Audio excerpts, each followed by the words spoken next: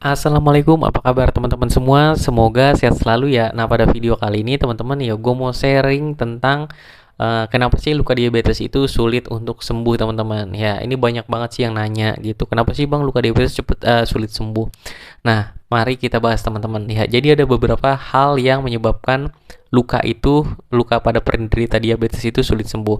Yang pertama adalah kadar gula darah itu terlalu tinggi, teman-teman. Ya, umumnya di atas 200. Ya, ini pasti kalau ada luka kebanyakan sulit untuk membaik.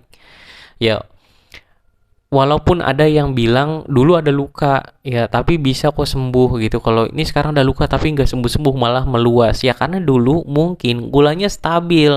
Nah, sekarang baru terdeteksi ada didiagnosa punya riwayat diabetes ya, terus gulanya tinggi ya, maka lukanya tidak akan sembuh teman-teman, seperti itu. Jadi kalau lukanya mau membaik walaupun pada penderita diabetes ya, asal gula darahnya terkontrol itu, maka luka bisa akan membaik bahkan sembuh total, seperti itu ya, walaupun ada bekasnya umumnya kalau pada luka ya.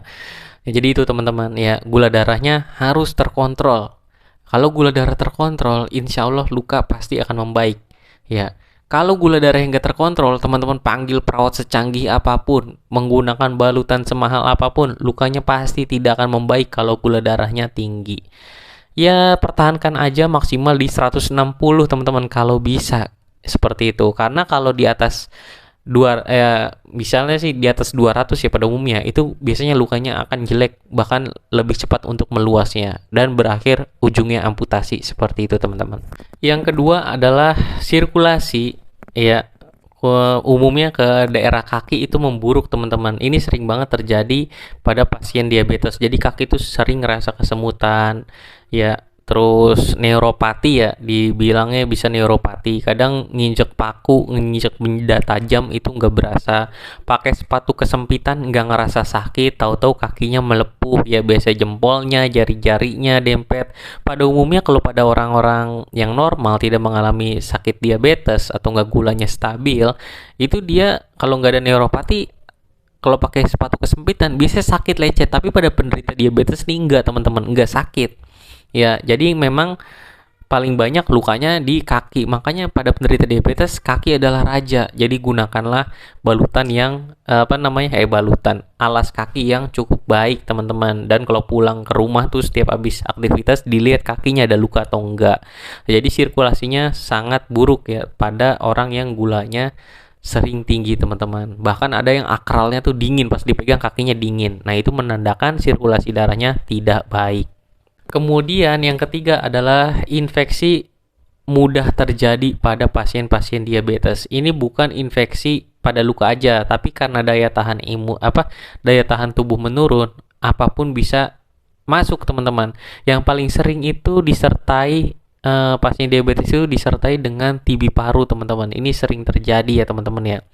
Jadi kuman lebih mudah masuk ya, karena gulanya tinggi ya, sistem kekebalan tubuhnya juga menurun, jadi badan lebih mudah terserang penyakit teman-teman gitu. Yang terakhir adalah kesalahan perawatan di rumah teman-teman. Ya, jadi perawatan luka yang salah ini menyebabkan luka diabetes itu sulit sembuh. Ya, jadi luka itu harus ditutup secara oklusif rapat. Ya, nggak boleh ada udara masuk. Nah, ini sering banget terjadi kesalahan persepsi teman-teman. Ya, jadi lukanya harus dibuka biar ada udara masuk. Padahal kulit kita itu fungsinya bukan untuk menyerap oksigen.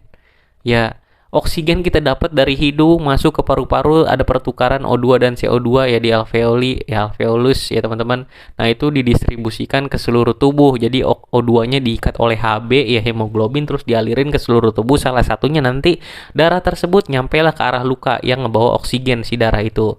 Seperti itu teman-teman. Ya, jadi bukan balutannya dibuka, dikipas-kipasin, kenain angin lah. Ini justru malah menyebabkan infeksi yang lebih parah, seperti itu. Dan lukanya justru itu sulit untuk membaik ya. Seperti balutan kan sebenarnya ada banyak ya, mungkin sekarang kita taunya hanya kasa. Sebenarnya balutan tuh ada melolin, ada transparan film, ada orthopedic wall atau enggak cotton wall, ada alginat, ada foam dressing, ya ada banyak macamnya. Nah, itu harus disesuaikan karena balutan tersebut juga akan mempengaruhi percepatan luka untuk membaik, teman-teman. Tapi salah satunya ya gulanya juga harus terkontrol. Oke teman-teman, mungkin itu aja ya video kali ini dari gua. Sampai ketemu lagi di video selanjutnya. Wassalamualaikum warahmatullahi wabarakatuh.